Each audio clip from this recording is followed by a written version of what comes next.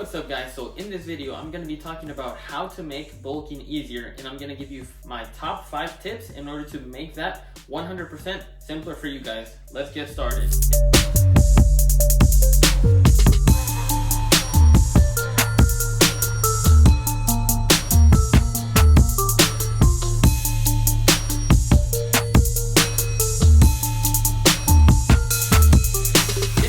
Is going to be, you want to go ahead and make sure that you're at the right body fat percentage. So generally you want to be at a leaner state when you're beginning a bulk, and let me explain why. So generally when you're bulking, you want to go ahead and make sure that you're on a leaner state compared to having a higher body fat percentage, because you're going to want to prioritize making that bulk as long as possible, meaning that you can prioritize building muscle as long as possible before ending the bulk, going on maintenance or going on a cut, because you want to go ahead and make sure that you can maximize the amount of muscle potential that you can build in a given specific amount of time. So when you're at a leaner body fat percentage, you can prolong that amount, whereas if you're at a higher body fat percentage, that bulk is not going to be a significant amount of time without you gaining excess body fat percentage. So if you're a male, you want to go ahead and be somewhere around the 10% body fat percentage range, whereas if you're a female, you want to go ahead and be somewhere around the 16% body fat percentage. Give or take, each body is different, so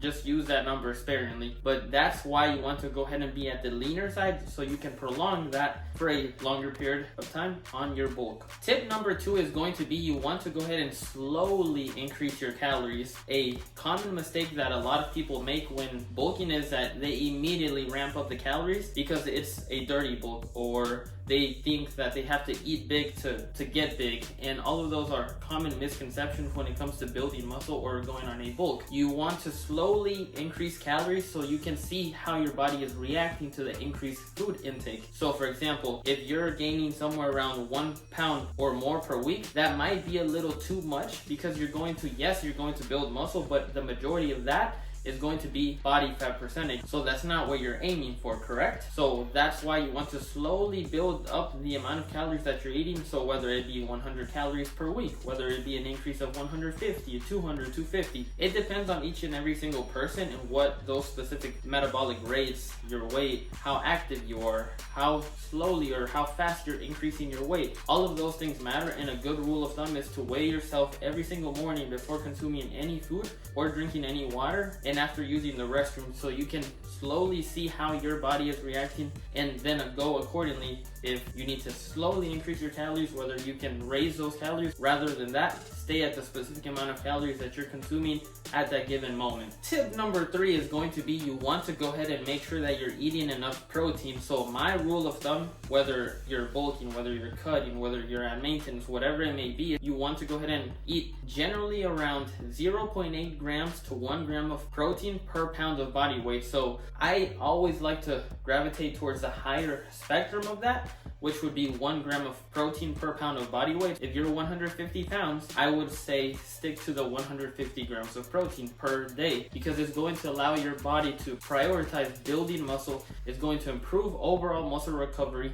and it's going to maximize the amount of muscle that you can build. Whereas if you're on the lower spectrum, or even less than 0.8 grams of protein, yes, you can still build muscle. However, your body is not going to be prioritizing that muscle recovery to build as much muscle potential as possible while you're on your bulk. Does that make sense? Tip number 4 is going to be, you want to prioritize eating carbohydrates as well, because when you're eating carbohydrates during a bulk, it's going to provide you with more energy, it's going to provide you with better workouts and fuel overall your energy throughout the given day. So my rule of thumb, again, everybody is different, so use these numbers sparingly. My rule of thumb is eating anywhere between 2 to 3 grams per pound of body weight. So again, we'll use a 150 pound number as an example.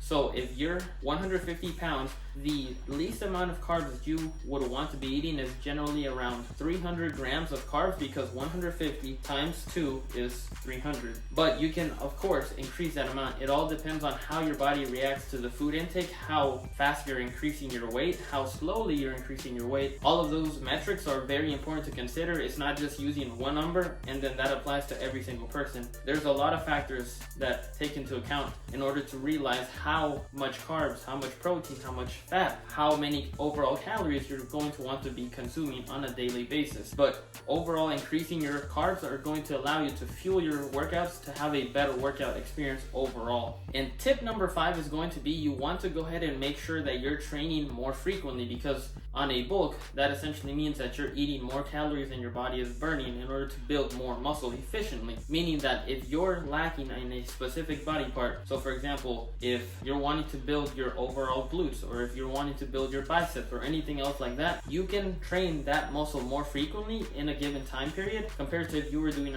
a cut, where your recovery wouldn't be as great compared to if you're doing a bulk, because you're eating more calories. Your body can withstand more training volume overall. So when you're on a bulk, you want to prioritize your weak areas just as well as your strong areas in order to build overall, grow more, and that over time is going to allow you to build more specific muscle in that area, as long as your training is done efficiently, correct, and appropriate for your style of training and overall goals. So those are my 5 tips on how to make bulking easier. If you like this video, give this video a big thumbs up, subscribe, and remember, new videos every Friday at 11 a.m. Eastern Time, and YouTube Shorts almost on the daily, so stay tuned for that. And I'll see you guys in the next one. Arielosor, signing out. Thank you.